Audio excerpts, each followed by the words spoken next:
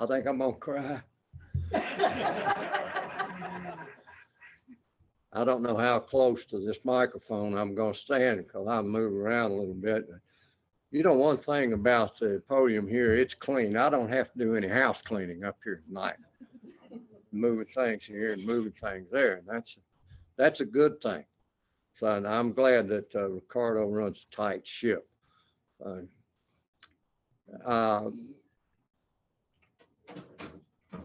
I'm glad that he asked me some time ago if I'd share in Alcoholics Anonymous, and I've always told him no, and finally he roped me into it, and I said okay. And I want to tell you all before I introduce myself, don't get anxious, that I know those seats out there are uncomfortable. I've sat in them a lot, in a lot of places over a lot of years. And I'm going to talk till I get through. You may be here a while. And if any of you get through before I do, I understand and I won't be offended. I'm an alcoholic. My name is Bill Hancock. Good job. It's a Hancock thing. You wouldn't understand.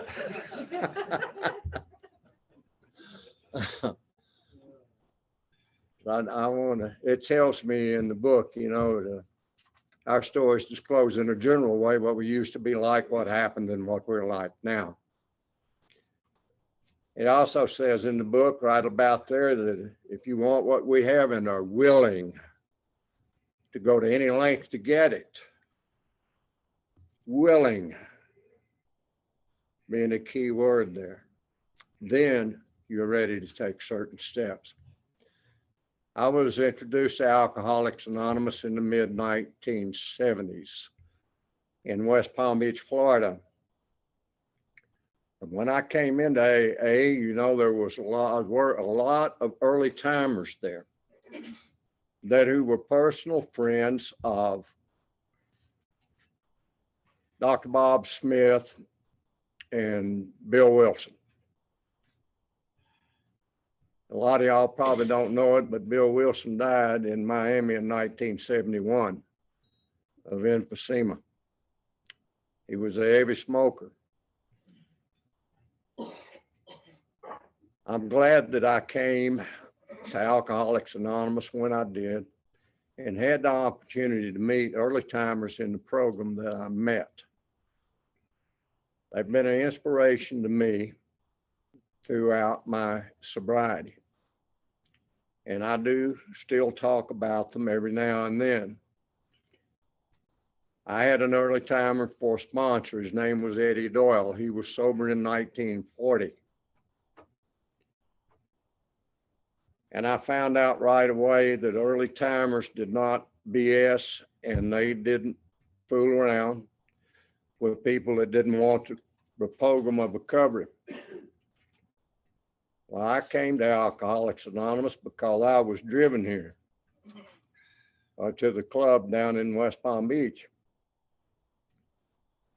And it wasn't because I wanted to go, because I didn't want whatever in the hell the people in Alcoholics Anonymous had. You know, all I saw were people like Eddie Doyle and Jim Murphy and Dick Adair and you know, others that had been around for 100 years before I got there. And they were as old then as I am now.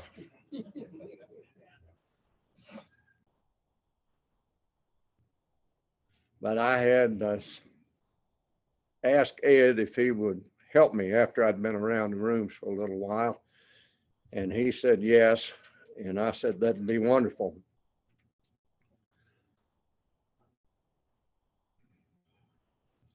but I hadn't decided that I would give up alcohol or other mood altering chemicals yet. I'll just stay sober for a little while or dry because my lovely wife told me that I was sick, and she's the one that drove me to Alcoholics Anonymous. She was left brain. I was right brain. We were born in the same month. Me on one day and her on the next. Two different signs in the zodiac. We were mismatched from the get-go. She was in control. I guess I needed to be controlled.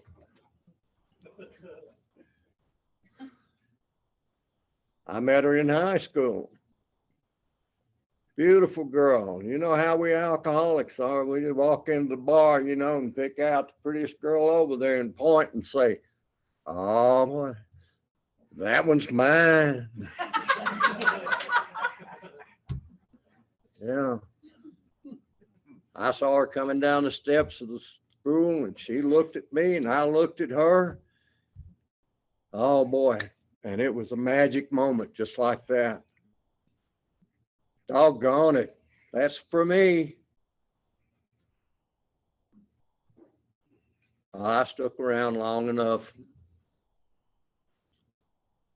for her to become enthralled with me for some reason. I was a drunk then, you know. I'm a native Kentuckian.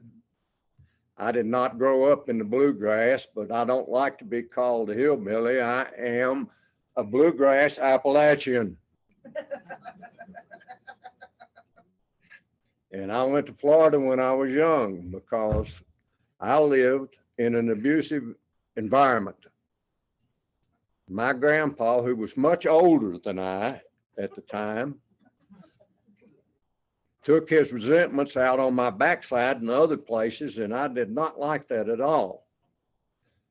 I had an older sister, not that much older, I'm about 3 years, and he took the resentments out on her, and I didn't like that at all.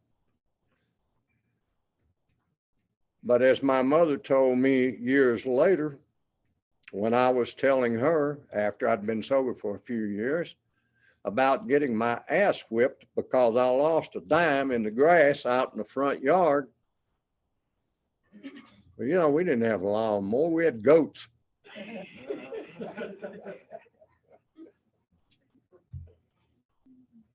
And I reminded her of that, and she looked at me so sincerely and said, well, Billy, you have to remember, we were poor. Now, if you haven't lived in one room with an offset kitchen and a bathroom that you could look into and an outhouse out back with a pump in the kitchen where you had to pump water to get water into it and then heat it on a cook stove, you might not know what I'm talking about. Some of you will. Now, I'm going to tell you about this talk that I'm giving tonight. I am doing this extemporaneously.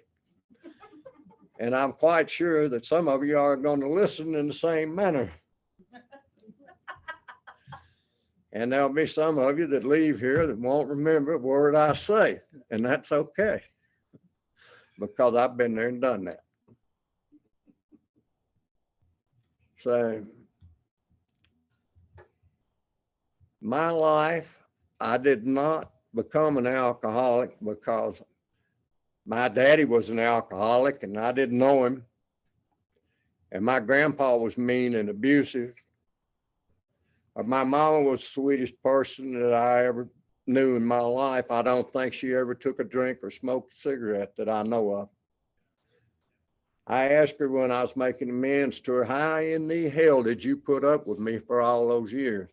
And she said, well, You just tie another knot in your rope and hang on.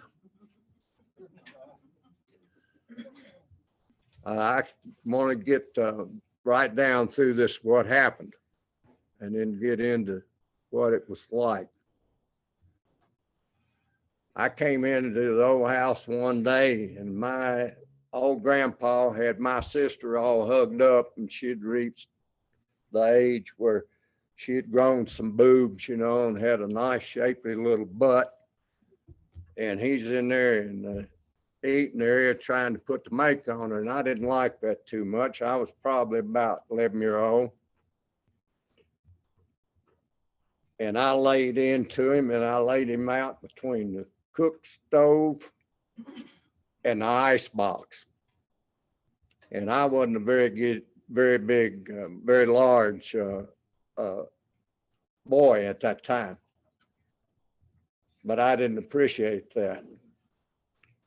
And it wasn't but a short time later that Squire Logan, who was the county judge and who had been a state senator and had been a father of one of the older guys that I knew, decided that it was time for me to leave home and I needed to go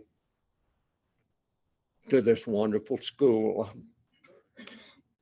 And he probably saved my life,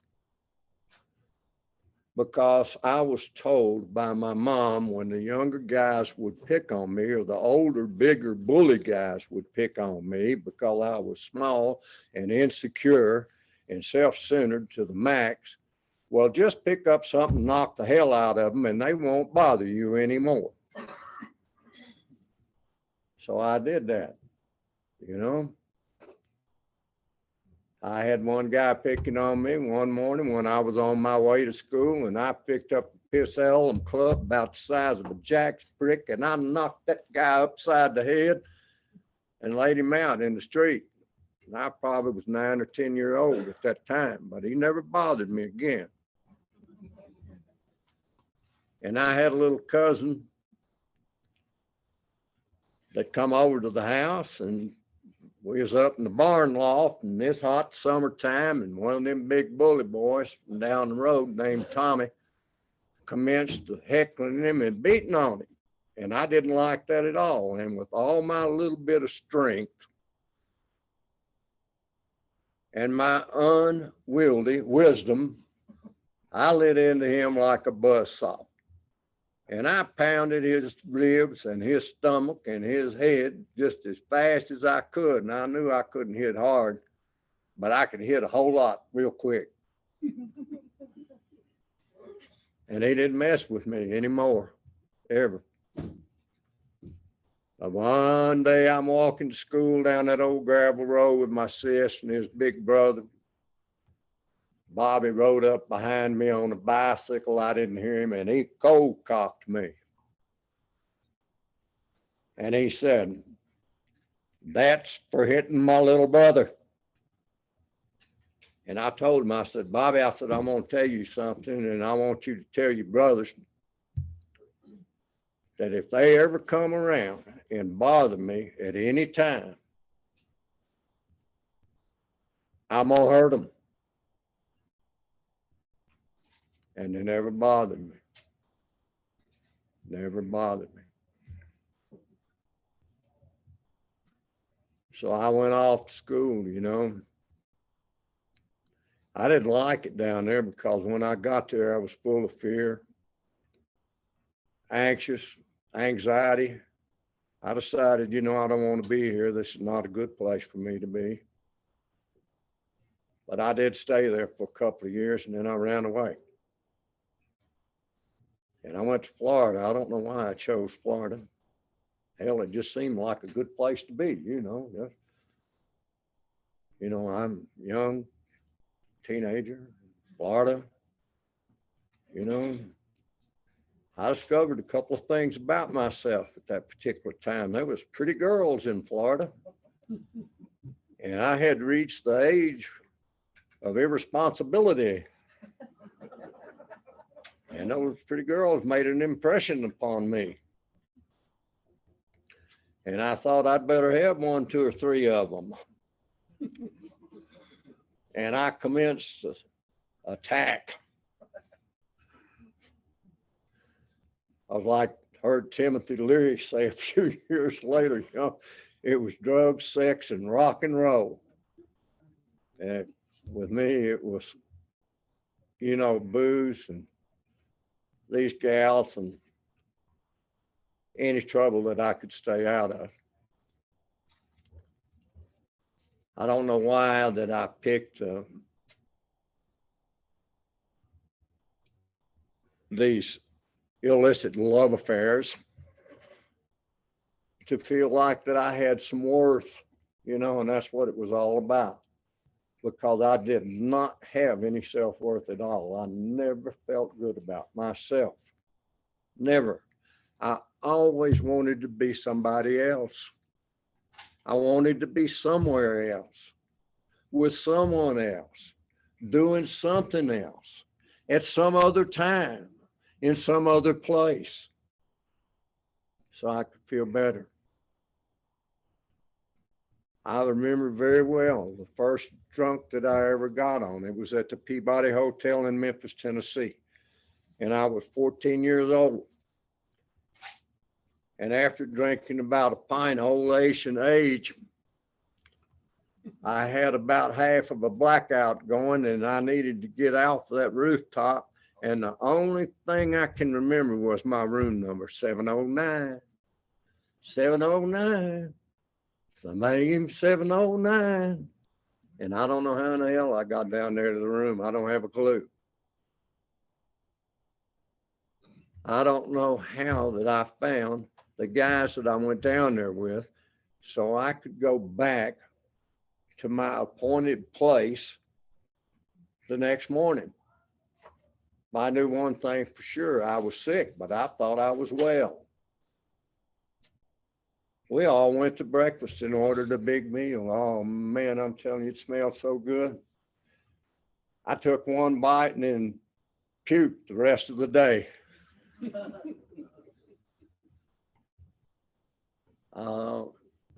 After that drunk, boy, that was good.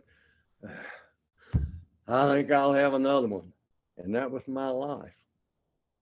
I don't know that I ever had a good time when I was drinking. If I did, somebody else would have to tell me about it. Because when I drank, it's like that cliche that I heard in Alcoholics Anonymous and in Narcotics Anonymous. One is too many, and 1,000 is not enough. And I always drank to make me feel like I belonged somewhere. And as a consequence, I got drunk. Always drunk. There was no half drunk. Well, I've been half drunk.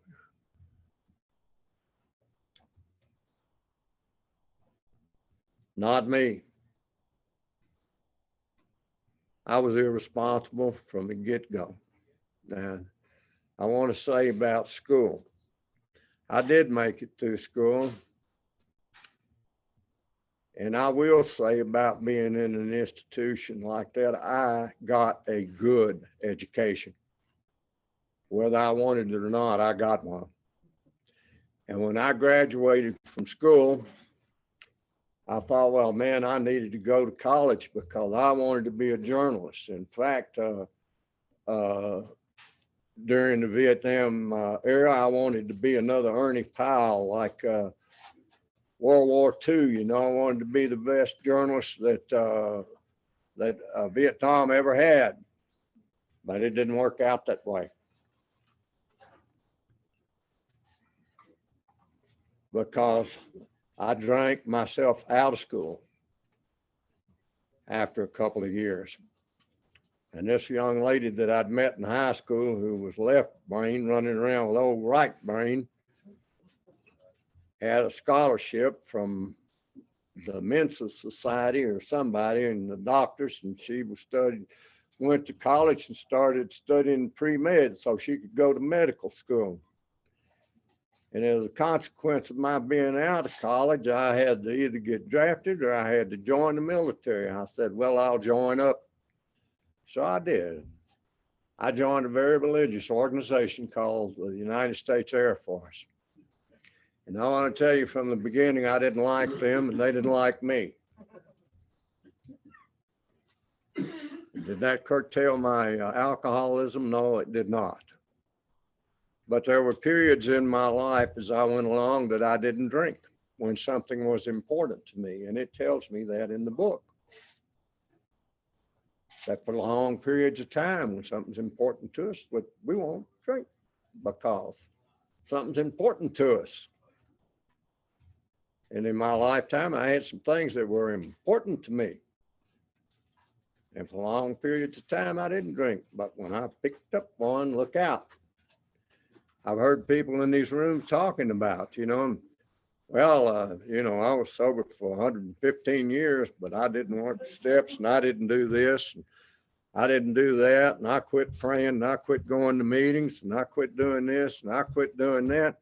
And I'm thinking, you know what? I don't believe that, because in my book, it says that we believe the reason they went out is they took inventory all right, but they held on to the worst items in stock.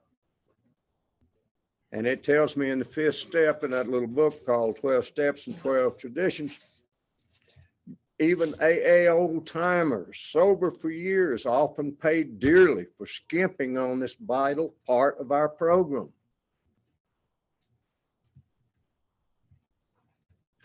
I had, before Memorial Day, what I call my Ace Taxi weekend. I had married this little gal some years before that took me to Alcoholics Anonymous. And we had 2 children and we had a nice home down in West Palm Beach. And I had graduated from journalism some years before into the construction business. And I was making pretty decent money and I could work out there in that hot sunshine in the summertime and drink beers all day long, and then when work was over with, I could go to the liquor store and get me a bottle and I could drink whiskey and really get on with it, Yeah.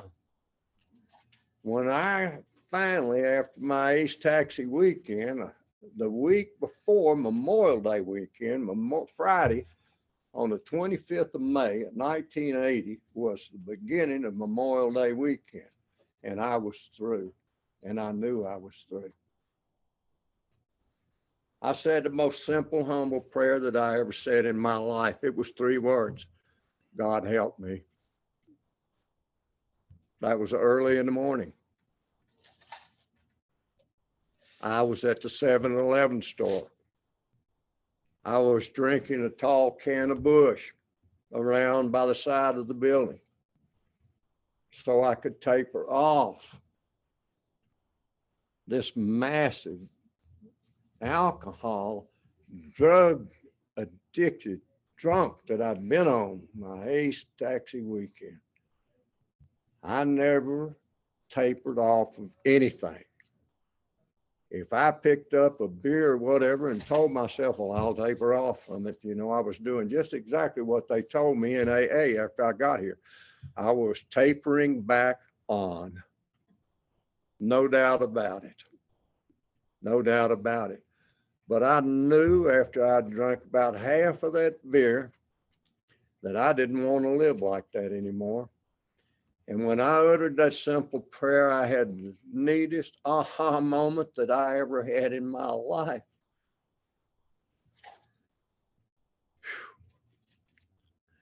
Now, you talk about God taking care of fools and drunks.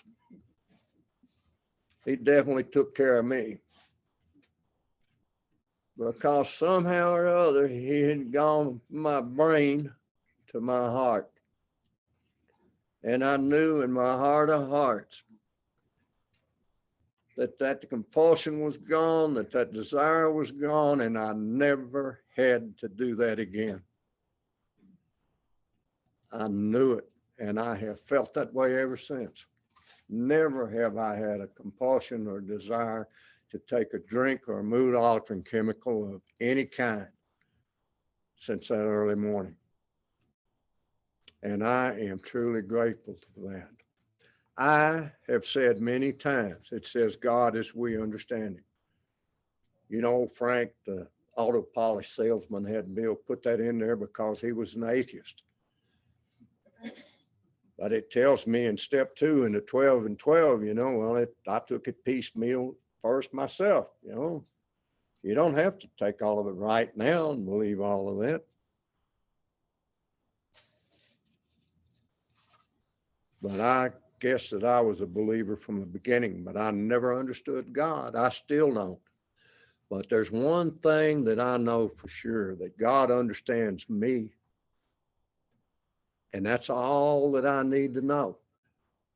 I knew when I said the 3-word prayer, the morning that I quit drinking, the 25th of May of 1980, I'd never had to do that again. And that desire and compulsion was lifted out of me, and I knew. The only thing I had to do was go back to the clubhouse, talk to Ed and see if he was willing to help me, and do what those people that had been around Alcoholics Anonymous and in Alcoholics Anonymous for years did, to stay sober a day at a time.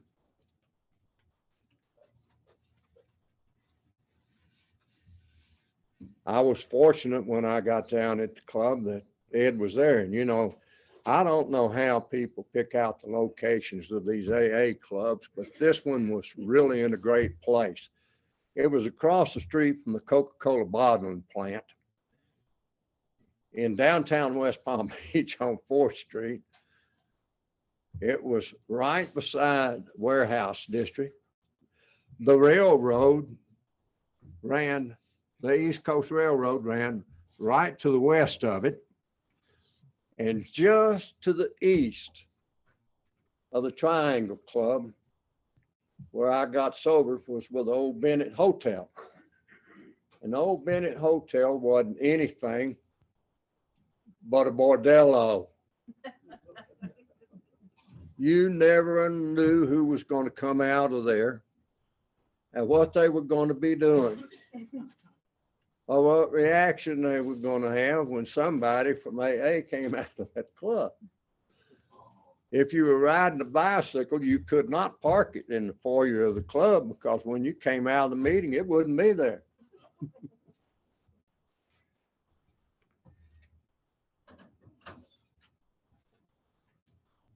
I love that place.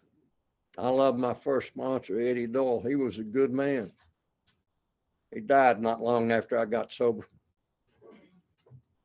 But he told me right in the beginning, he knew me, he knew my family situation, he knew my wife, he knew that she worked for the medical examiner's officer at Palm Beach office in Palm Beach County, that she saw the psychiatrist. You know, she couldn't keep control of me if she wasn't seeing that shrink. And that shrink was giving her all kinds of things to go to sleep on and wake up on.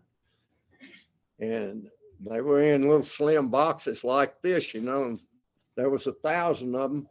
And you just rolled them out like this, you know, tear off what you want. I did anyway. And there were opioids that we don't talk about or use today, you know, Seconal, Big Reds, 500 milligrams.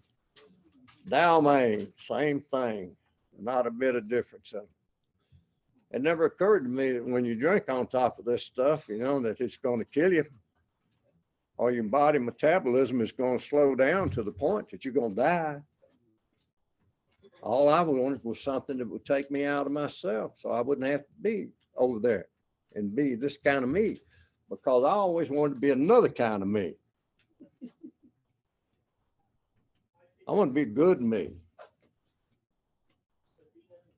I wanted to be the kind of person that people respected and looked up to. Now, there were probably people that respected me, even though I was a drunk, you know. I had good business. I always had $1 in my wallet. I had 2 cars in the garage. When I was sitting down talking to Ed on that first day, and I asked him, and he said, Bill, he said, I want to tell you something. I want to tell you all something about these early timers in this program. If you ever run across one of them, don't ask them to be your sponsor. Because Ed knew me from the inside out. And he said, you know, that's the reason why we worked with low bottom drunks when this program started. He said, I'm going to tell you something, Bill, there's 3 things in this world that are going to kill you. I said, what's that, Ed? He said, that woman you live with, that business you own, and whiskey. Now, if you'll get rid of all 3 of them, and in just that order, you stand a chance. Slim to none, but you stand one.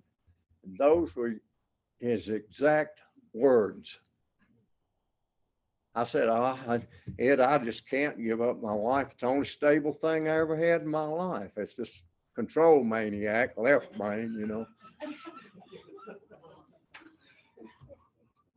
I found that out after I'd been sober for a little while because she didn't like me sober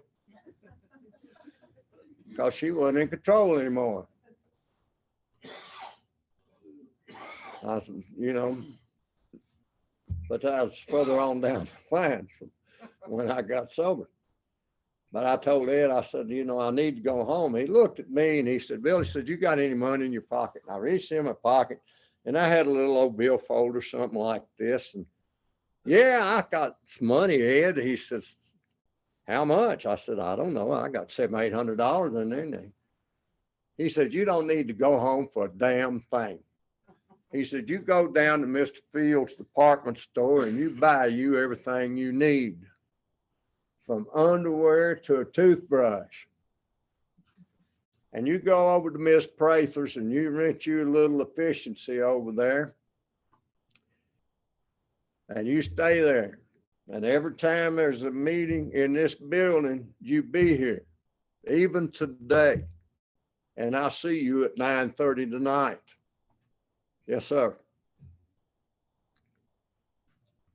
I wanted what you people in the room that have been around here for a while had, and I was willing to go to any length to get it, no matter what. I called my partner, Sonny, and I told him what was going on, and you'll have to take care of this businessman. And he agreed, and that was taken care of. Got to call Honey and say, you know what, I'm going over here to the rooming house, and I've got to stay away for a little while because I'm going to give this AA program a good shot. Okay. And I hung out around the clubhouse there for about 30 days. And Ed looked at me and he said, you know what? Said, you hadn't done nothing for a while. I said, well, I got a little money left, you know, and I'll be all right for a little while. And Ed said, no, you won't. He said, what you need to do is get a job. I said, get a job. You know, I had all set up here in my mind that when I got this thing down, that I was going right back where I came from. Ed said, no, you're not going back where you came from. I said, why not? He said, because you only hire people that drink like you drink. You don't need to be in that atmosphere. I said, but Ed, you know, it's a good business. He said, I don't care whether it's the best business in the world. What you need is a job. You go get a job. In fact, you go out to so-and-so's and you talk to a gal named Ann Durland. I said, okay. Aside from the story is I had this beautiful 1966 Ford pickup truck that I had restored. And that's not the first one I've done. And it was blue and white, custom 100, and it was absolutely gorgeous. But I'd made a couple of mistakes being alcoholic. You know, I had put a big 460 Mercury engine in that thing, and it only got about 4 miles a gallon. And if you could watch it suck gas, it would have been like water running out of bathtub down that hole making whirlpool, I went out and I talked to Mr. Durland, and you know what? I think Ed had talked to him first because I was hired before I ever got out there. And I went to work on this for the Satter companies, working on this condominium complex as a laborer. And that was well beneath. Why, hell, I'd been used to making $100, $200, $300 a day. And here I am making minimum wage. I don't remember what minimum wage was then, but doggone it, it wasn't very much. How am I going to buy on that? I couldn't even put gasoline in that truck. I had to sell it. I didn't have any credit, so I couldn't buy one from Low Book Sales. There was a guy in Alcoholics Anonymous that rebuilt bicycles, and he said, I'll tell you what, I'll sell you one on time.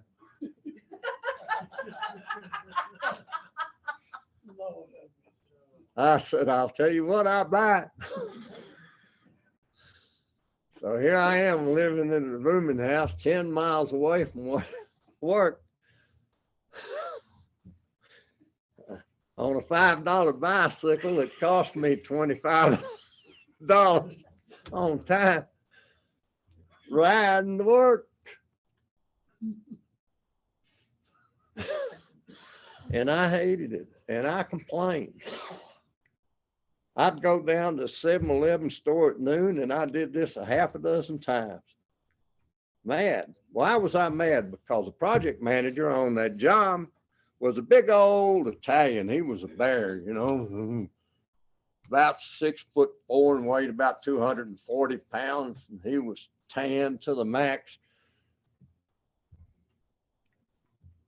He would walk outside of that project trailer, construction trailer down there. Never seen anybody to get me. I could have been way down. I could have been at Del Taco down there. Wait a minute. He'd walk out. His name was Ben Manichek. I never will forget that guy. Had old gold chains and big old gold rings on his fingers. He'd walk out of that construction trailer, cup his hands around his mouth and holler, "Hey, mule." Boy, and that chaffed my ass.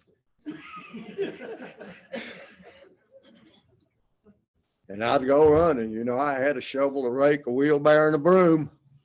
And I'd go running down there and, "What do you want, Ben?" "Well, you need to do this, this, and this." I'd say, "Okay." But you know what? Having that job was the best thing that ever happened to me, because I began to find out some things when I began to get sober. Ed told me from the beginning, and right after he told me this, he passed. He said that once you have completed the first half of the first step, you've no longer got a drinking problem. What you have is a living problem. You don't know how to live.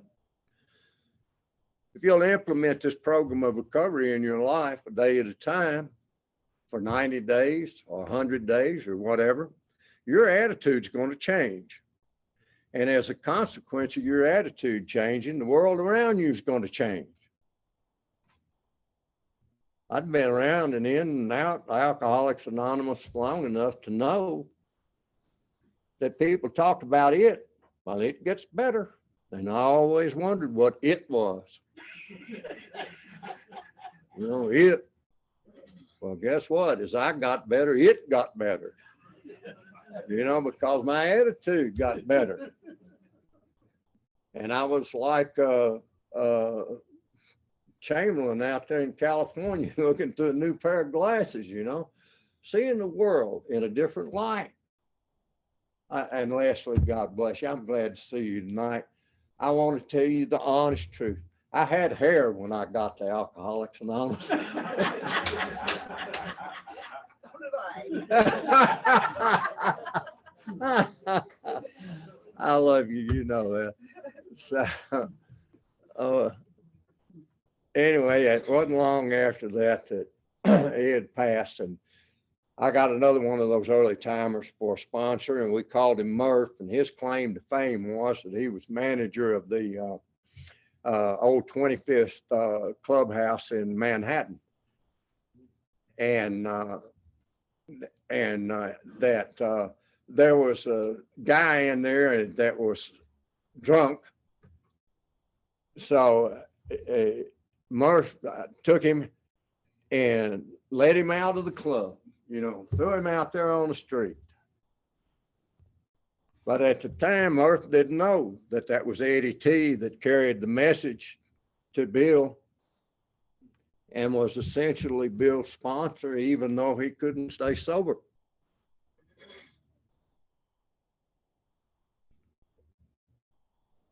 And Murph must have took lessons from Ed because they had the same attitude. And he told me, he said, you know what? I said, you lucky you got that little book called 12 Steps and 12 Traditions, because when I got sober, I didn't have it. You know all those traditions in the back? I said, yeah, I've studied them since I've been around. And he said, well, I helped write them. And what he was talking about is that he had made every mistake that they made in the early going until Bill put that book together. That book was published in 1953. It was accepted in the World Conference in 1955. And Murph told me, he said, you know what? Not utilizing that little book is like trying to build a house without a full set of plans. And I found that he was right. I went to Big Book Study every week, and I went to 12 and 12 every week. Ed saw that I did that, and he saw that I had the inventory process. He said, I think you ought to take your first inventory within the first 90 days. First inventory, man. This is Eddie talking now. He said, yeah, you need to make some progress in your life and in this program of recovery. I want you to get a pad out and write these things down. Write what down? Well, we've all been through the same things. We all got a drunk-a-log. I don't know about y'all, but I'm going to tell you about me. I was a liar. I was a thief. I was unfaithful. I was self-centered to the extreme. I had an ego that couldn't be matched. I wasn't a very good human being, really, when you got down to it after I looked at these things. And he said, I want you to write them down. I said, what for? To write them down. I don't want to write all that stuff down. And he said, you got to write them down. I said, why? He said, because it's kind of like a laxative.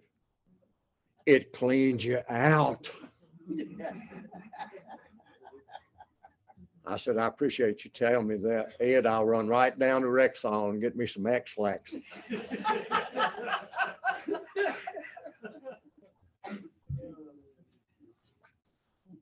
It wasn't long after that till Ed passed. I was sitting there talking to him in the club one morning, possibly on a Saturday, and we were going to meet after the noon meeting at 1:30, and Ed went home to have a sandwich at noon and died from a heart attack when he went in the door. And that hurt me tremendously. But I had backup because Murph was there, and I still needed help. And Murph told me the same thing Ed did, to do this, to do that, in no uncertain terms. When I'm telling you that job was the best thing that ever happened to me, that I learned some things out there on that job. I learned about myself, even riding that bicycle to work.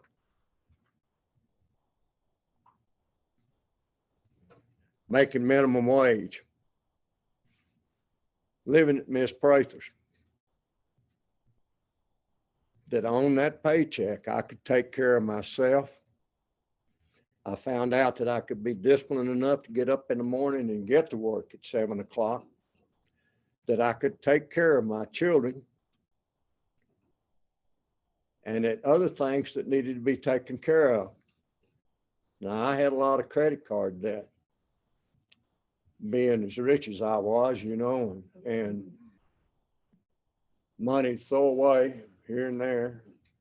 Over in the Bahamas, you know, I'd take a flight over the Bahamas or take a plane over there. I could, at that time, fly a fixed wing aircraft and gamble, drink,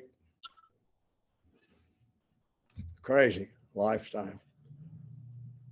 At that job, I learned was the best thing that happened to me because I found out after I'd been there for a little while that those contractors out there on the job didn't like to do extra work. They did not want to cut holes in those concrete block walls for windows that those owners wanted in there. I said, well, shoot, I can do that, man. You know, I get me a saw and I'll cut those windows in there. I'll even put the window bucks in. So whoever comes to put the windows in, put them in. And I made extra money. There had to be cinder block walls in between those things. They didn't want to do that. I said, well, I can do that. I'd dig a ditch one afternoon after work. I'd put steel in it the next day. I'd throw concrete in it the next day after work. And on the weekend, I'd go down there and lay block. And I got paid a goodly amount of money for doing that. And when I left the Satter company, I've had this experience on more than one contractor that, you know, they didn't like to pay their bills. So eventually they went out of business, you know, and same thing happened with Mr. Bob Satter. But I had worked myself into a position where I could build one of these things on my own. And I couldn't do that. And I was making money extra because I was getting paid for doing things around there. I even went into construction cleanup. I said, I can do this. And I was better off when I left Satter companies than I was when Sonny and I were working together. I was sober. I had a way of life that worked, and I had a bank account. I had made amends partially for my indebtedness. I was still not at home, which was a good thing, but she was not in control anymore. And I had control of myself somewhat. I was very thankful for that. Very thankful to be sober. Very thankful for the sponsorship that I had. I realized, you know, what it said in the third chapter that this young lady back here read, that pitiful and incomprehensible demoralization. That was me the morning I had that epiphany.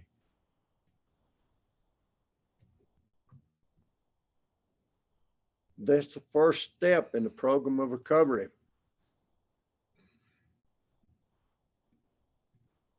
You know, I found out that I didn't have to believe everything all at once, just like it said in the second step. Made a decision, turned my will and my life over to care of God as I didn't understand him, but I knew he understood me. You know, and in that fourth step in the book, it said to be rigorously honest, not just part honest. In the fifth step, it said be entirely honest with yourself, with God and another human being, and get rid of all that stuff. And I understood what Ed meant when he said it's like a laxative, it cleans you out. And in the fifth step, it said building an arch through which we walk a free man. And I understood that. Going back and making amends. And I did that. You know, and I think about continuing to take personal inventory. And when I'm wrong, promptly admitted it. Hell, I'm frequently wrong. It doesn't make any difference that I've been sober for 41 years. You know, my defective character is still there. And old Slick will pull them out anytime he wants to, because Slick is slick. And he'll sit right up there and, yeah, I'll do that. And I've had more than one white out. since I've been sober, and I let other people know it. And you don't mess with me because I hurt you. I'll tell you a little story about hurting. I had a guy pull out in front of me, and I'd been sober for a little while, and he was working budget rental car, and he was driving a little old compact car of some kind. It was on a Sunday. I guess there wasn't much traffic down by the airport. And I followed him in the budget rental car, and I told him, I said, you know what? You pulled out in front of me, and I could have broadsided you, and it would really hurt me. And you took my life in your hands. And he's sitting in that little car just looking up at me, you know. It never dawned on me what I was getting into, but I was practicing my old behaviors. And that guy got out of that car, and he stood about 6'8" and weighed about 250 pounds. And he was probably from Brooklyn or the Bronx or somewhere. Talk like, well, he didn't say anything really. He started to say something, and I, you know, me being the big guy that I am, I said, you open your mouth and I'll use you for a hood ornament. And that guy could have squished me like pissant. And he didn't say anything, he just shook his head. And I thought, boy, you have made a mistake here. I learned something about anger. I turned my car around. I went back down to, well, there's another club there down close to where I lived. And I went down there and I sat down in the club and I had me a Coke and I talked to a few people down there. And I talked to Murph for on the phone for just a couple of minutes. And I had to go back out there and apologize to this guy. You know, 10th step. I'm going to do my 10th step work now. Well, I did. I went out there and I looked him up. And he looked down at me and I looked up at him. I told him I'd made this horrible misjudgment and mistake, you know, and I shouldn't have done that. And I truly regret doing that. And I hope that you'll forgive me for doing that. And the man never said a word. He just looked at me, shook his head. And I left there saying, thank you, God, for taking care of me. Now, you know, when I left Satter's company, I had another job waiting for me. I went down to Texas and worked for Conoco for a while, building Jiffy Lubes, their brand of Jiffy Lubes, and car washes and convenience stores. And that was a good experience too, because if it hadn't been for that minimum wage job that I took, I would not have known how to do that. Had it not been for Louis Ecclestone being a multimillionaire and me having the opportunity to go up to PGA and build multi-million dollar houses, I wouldn't have known how to do that. And I did that for 3 years down in Texas, and I met a lot of early timers in the program of recovery down in Texas where I was, in West Texas and Abilene.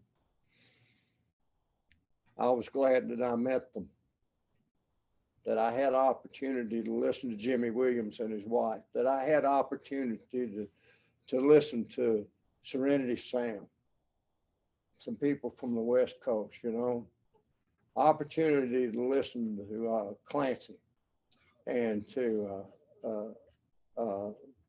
Chuck Chamberlain, Wesley Parrish from Delray Beach, Florida. When that job came to an end, which it did for the same reason, I knew that I could go back to Florida and have something waiting on me. I did not go back home. I want to finish the story. I know you all are tired. I am too. I want to go home and go to bed. And, but I've got to finish. And and you go back to Florida and everything will be all right. Now, I have been gone from home for a long time. And I found out, after I'd been sober for a while, that this young, pretty woman that I had for a wife wasn't in control anymore. And she didn't want me anymore. So I said, well, okay, honey, you can just have it all. I'll be okay. So I went back to South Florida, had a fella in the program of recovery of Alcoholics Anonymous come to me and say, you know what, I'm going to move into a bigger mobile home and I've got one for sale. Would you want to buy it? I said, why, sure, I could do that. What do you want for it? And he said, $500. Now, when you're paying $500 for a mobile home that you're getting top of the line. Especially when your mobile home rent's $200 a month and it's in the low rent district. That you're living high on the hog. But I bought Harold's mobile home. And it was 12 by 30. But it had a full bathroom in it. It's kind of small, but it was full. Had a shower and a bathtub. Commode, hell, what else you need?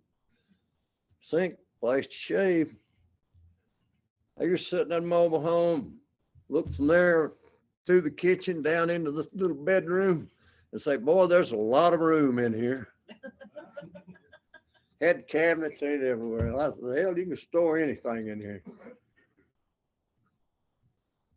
And I lived there in that mobile home.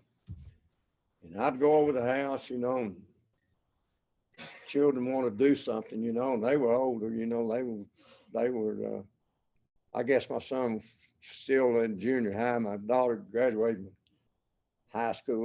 They were 8 years apart. That I had a planned, unplanned family. And, but I'd take care of them. And I went over there on a Saturday. And I was standing in the house talking to Shannon, and she said, you know what? Said, I found an indentation on my breast. I'm going to see Dr. So-and-so on Tuesday. And my mom's flying in from Texas. Would you pick her up to the airport? And I said, well, sure, I don't mind doing that. So she went to the doctor. They did a biopsy. The following Thursday, she had breast cancer. We went down to Mount Sinai Hospital at Miami Beach and had the best doctor for that particular surgery at that time. And after the mastectomy, he came to me and her mother and said, I've taken out lymph nodes from underneath her arm and that cancer hasn't invaded her body. And I knew then that she was not going to live very long. And I felt like, well, she doesn't know that, but I'll be as kind to her as I can be. And I was. I took care of her. I took her to appointments. I drove her to Miami. I went to chemo with her. I went to radiation in the first round. We did a lot of trips to MD Anderson down in Houston, Texas. And I realized, that I probably loved that woman then more than I ever realized in my lifetime. That she'd been a part of my life. If she wasn't on earth for any other reason than to get me to Alcoholics Anonymous, she did a damn good job.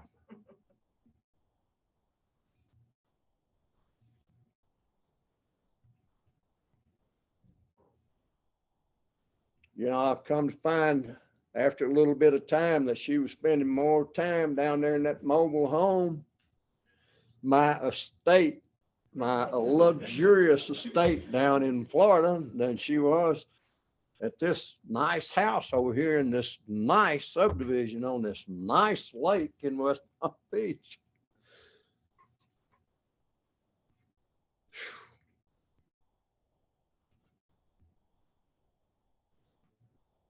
And I didn't know what to do, so I went to my sponsor. I said, what I do? And he told me what to do. And I did it. I gave my daughter a mobile home. I said, you can have it. And I went over and I took care of her. And it's a hard thing for a man to be in love with a woman when she's left brain and I'm right brain.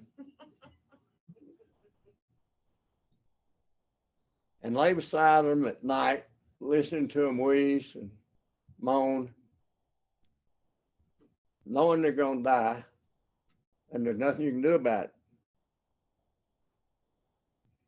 Made that last trip down to MD Anderson. She was diagnosed when she was 42 years old. Made that last trip down to MD Anderson. And she was 46. There was a nurse down there that looked somewhat like Whitney Houston. But she wasn't a nurse, she was a doctor. Down there, the rooms are like this, and the nurse's station sits right out in the front. And I'm standing out there flirting with this doctor. And we'd become acquainted, and we used to go down to the cafeteria and grab a little bite, you know. But this particular night, Shannon is 100% cognizant of what's going on.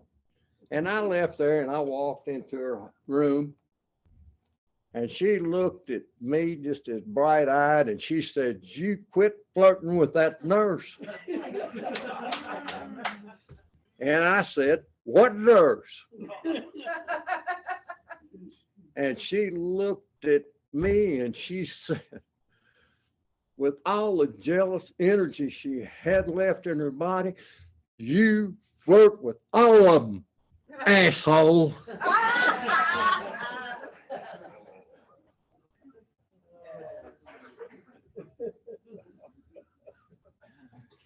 And Christmas week of that year, this was in November when this took place. Christmas week of that year she died. And her sister wouldn't have it, but she'd been buried in the family cemetery over in Kentucky, rather in Florida, where we'd spent our lives. So her sister, essentially, I guess she was left brain too. She took over control of everything.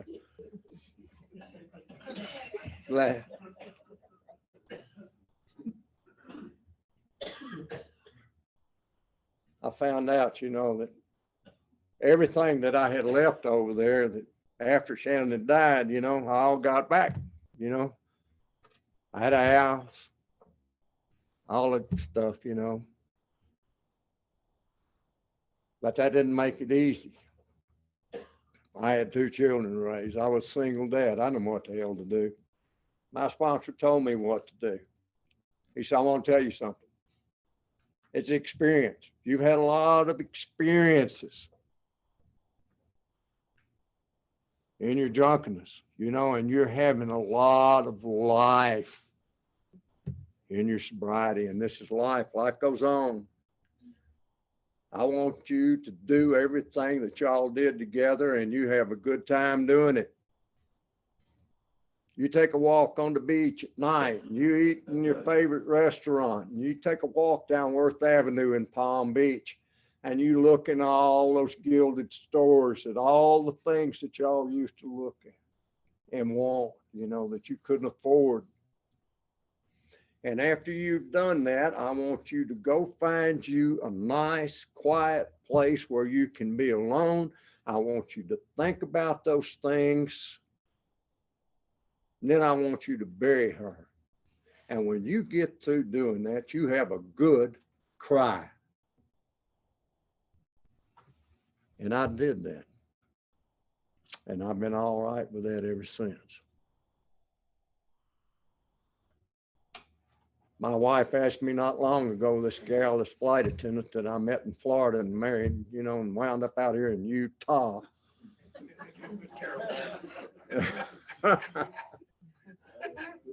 She really is a nice person. She takes good care of me. I think I need to be taken care of. Anyway, I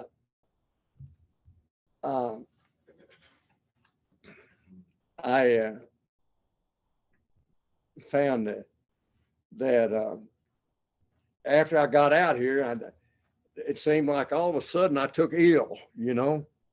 It's not fun getting old, you know. Getting old ain't for wimps. So I had an ERCP, you know, and the surgeon cut my intestines. I got a septic infection that damn near killed me. I spent 6 weeks in the hospital. While I was in the hospital, my mother died. And I couldn't, you know, go to the funeral or anything. I told my daughter, thank God for technology. If they have graveside service, call me on your cell phone, let me listen. And she did, and I'm laying in the hospital, hurting so bad I can't even roll over and pee. And listen to this service for my mother on cell phone. Wonderful thing, wonderful thing. And wasn't long after I got out and I through all that mess and whatnot that I had a heart attack. And I drove to the doctor and he says, well, what are you doing driving? Why don't you take the ambulance? I said, I didn't know what the hell was going on. I thought I was having a PTSD attack, you know. I said, oh my God, you're having a heart attack. Ah.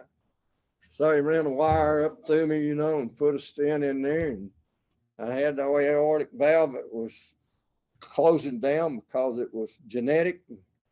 So I had heart surgery, open heart surgery. Boy, they split me open like a chicken. And I was in the ICU when I come out of there, you know, nobody allowed in there but family. And this hadn't been very long ago. All this happened. But anyway, I had an open heart surgery. Then I look up one day, you know, and there's this man of color that come into the room. And I looked at him and I said, how did you get in here? I think it was Ricardo. I said, how did you get in here? And he said, it was real easy. I just told him I was family. True story. Yeah. And I said, you know what? There's more truth to that than one realizes. You know? Yeah. Yeah. And I got through all of that okay and got to feeling good and got to where I could walk on the mountains again. Had to go to the dermatologist and I had a little lump in my throat right here, son of a bitch. About 18 months ago, I had throat cancer. So I had to go and I had the operation, you know, I was in the hospital. And after that, I had to go through weeks of radiation. And you know what? My throat's still sore from that radiation. They said it'll probably take a year and a half or more for it to go away. It wasn't long after that. I had that in October on the CT scan. You got something wrong with your pancreas. I went in the hospital and they cut me wide open, cut the head off my pancreas. And I was dying, laying in the hospital, you know, just lying there. I couldn't even get up to go to the bathroom, you know. They kept feeding me fluids and fluids and fluids, water in, water out, you know. And I thought, well, one of these days I'll have to poop.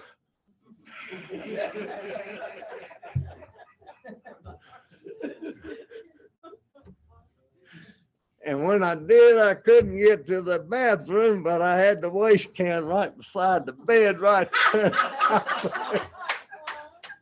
I said, house cleaning will take care of it.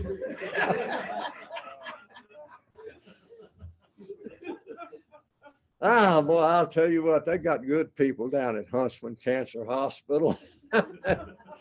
They cleaned up after me. When I got through with that mess, they had to get me up and take me to the shower. And I want to tell you, it was a release, but my God, it was awful. I'm so grateful for house cleaning. I didn't have to clean that up.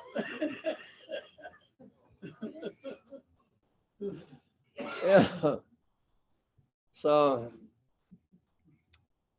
the end of that story is that coming up on the 15th of this month, I'm going to have a yearly checkup, CT scan, and they're going to tell me whether I'm all right or not. And in the process of going through all that, and I know y'all have seen me before all that, I've lost 60 pounds. I had to buy a whole new wardrobe. I gave my old wardrobe away. I'd rather somebody have it that could use it than I had to give it to DI. I'm not quite sure what I married into. The only thing I know is that she's got 4 children and they're all screwed up.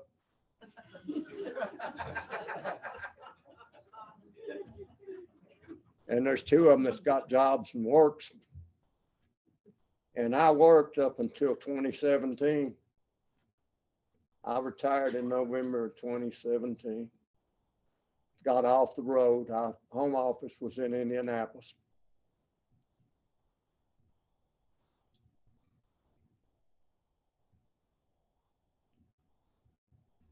I hated Indianapolis. I did a lot of work over in the East everywhere. And I'm grateful that I could do it. But I don't want to do it anymore. I want to do something. But I hadn't figured out what yet, because I'm no spring chicken. I know one thing for sure. Like it says in the book, Alcoholics Anonymous, that this program will work for anyone with enough willingness, honesty, and open-mindedness to try. Willingness being the key word, to be willing to go to any length. I became willing to go to any length. I'm still willing to go to any length to live this way of life. I do not want to go back to where I came from. I do not want to live in that selfish, self-centered fear. It tells me in the book that it'll kill me. In the 4th step in the 12 and 12, it says creation gave us instincts for a purpose. Yet these instincts, so necessary for our survival, often exceed their function. Powerfully, blindly, many times subtly, they drive us, dominate us, and insist upon ruling our lives. When thus out of joint man's natural desires cause him great trouble, practically all the trouble there is. And in the book, Alcoholics Anonymous, it talks about selfishness and self-centered fear, that we live there. But we have to be rid of it, or it kills us. And the very next sentence is, God makes that possible. And after that 4th step in the book, Alcoholics Anonymous, it tells me very clearly in there that I don't have to live in that fear anymore, that I can live in today without fear of tomorrow or without fear of yesterday. Why can I do that? And he explains in there very simply. We trust the infinite God rather than our finite selves. We are in the world to play the role that he assigns. And just to the extent, listen, just to the extent that we do as we think he would have us do and humbly rely upon him, are we able to match calamity with serenity. through my experiences in this program of recovery, Alcoholics Anonymous, utilizing these steps in my life and sponsorship all down through the years, even up to this point right now, I've never outgrown the need for a sponsor. Like I said earlier, my ego will make sure that I make a decision based on self where I'm going to injure me or somebody else. And I don't want to ever go there again. I'd rather live a responsible life. And I need these meetings and you people in these rooms in my life. I'll guarantee you more than you need me. Because I can look around in rooms wherever I'm at. Doesn't make any difference whether I'm here or in a meeting somewhere else or in a different part of the state or the world. I see people just like me that are doing the same thing that I did when I came in here. They're giving up, giving their lives over to power greater than themselves, implementing the program of recovery in their lives, staying sober a day at a time till days turn into weeks, weeks turn into months, and months turn into years. And I utilize that old cliche that I've heard ever since I've been around Alcoholics Anonymous. If you want to have long-term sobriety, don't drink. In my case, don't use mood-altering chemicals of any kind, and don't die. I appreciate y'all being here, and I appreciate you staying long enough to hear my story. Thank you so much, everyone. Thank you.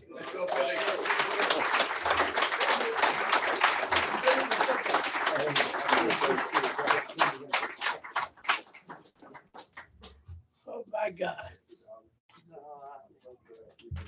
Thank you, Billy, for such a